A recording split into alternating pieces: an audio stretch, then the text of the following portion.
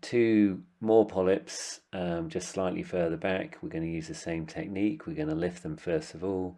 So small polyp like this, you might only use 1 ml or so of injectate. The larger polyp on the left, you're going to give a bit more. And what you're trying to do is apply a tamponade to the blood vessels that are feeding the polyp. The bigger the polyp, the more injectate you need to put in. This is quite mobile on a fold, so it's a bit of an effort just to get the needle in, but there you go, it's lifting nicely there. And you're looking to increase the width about 50% on either side. Now I'm going to go around to the 6 o'clock position. Always a good idea to work at 6 o'clock, and you see how that exposes that first polyp. And again, I'm just going to pin it against the far wall of the colon, and then that allows me to get my needle in, so I get a much better lift. So that's good. So now we're going to resect, and again I'm using the X-Acto snare, the COINTIP snare. So this is using heat. I'm just going to tighten up on there, and polyp this size, your foot's going to be on the pedal for a second or two. That's good. That's off. Always move it away, and then we're going to go for the second polyp.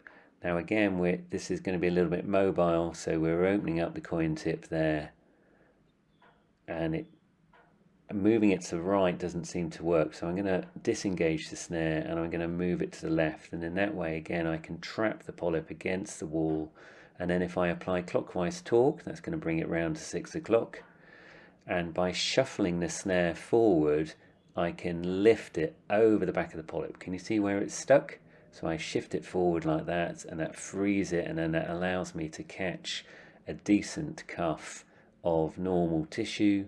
And again, we're aiming for 2 or 3 millimeters, so we tighten on there. That's very good, and then we can cut through. And by doing that, you can guarantee, as far as you're able, that the polyp is all off. So we're back now, and I'm just lifting a more sessile polyp. Same principles. I'm using dynamic lift to try and pull the polyp back into the lumen. MBI confirms they're adenomas, no concerning features. So my coin tip snare is out, and I'll probably just use the smaller setting for this one. So we just close up on that. We've got that cuff of normal tissue, and we apply some heat just for a couple of seconds, and it's coming off there. That's good. And then for the second one, slightly larger, so we're going to use probably the medium setting for the coin tip snare. So there we go, it's out, and I just try and pivot with the tip, and then I push it further out, go beyond the polyp, and then clockwise torque. That allows me to tighten on the polyp and cut through. And again, just take it off, just make sure there's nothing there in the base that you need to be concerned about. Okay, so we're back a few inches and got a couple of small sessile adenomas here. You can see there. So because I'm going to use the coin tip to take these off, just under MBI, they're very reassuring. But because I'm not using a dedicated cold snare, I'm going to inject underneath them, and that makes them easier to remove if you're using a slightly thicker hot snare, but as a cold snare, if you see what I mean. I'm also conscious of the fact that gravity is on the left, and I might lose that polyp on the left in the fluid if I'm not careful.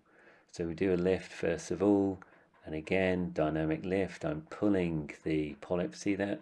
Clockwise torque. I'm pulling the polyp into the lumen, and then we're going to inject again into that second polyp, and again I'm trying to lift it away from the fluid. That's good.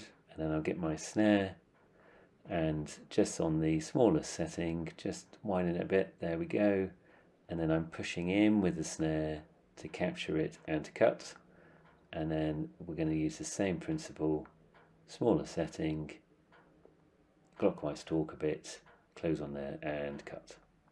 Good, that's nice. Okay, so this is the last polyp we're coming to, just injecting and lifting, and again dynamic snare. And I'm now in a pool, so you can either try and aspirate that pool, or you can just go with it. So you can fill the transverse colon with water, and that has two advantages. Number one, you get to clean the polyp, so you get a slightly clearer view.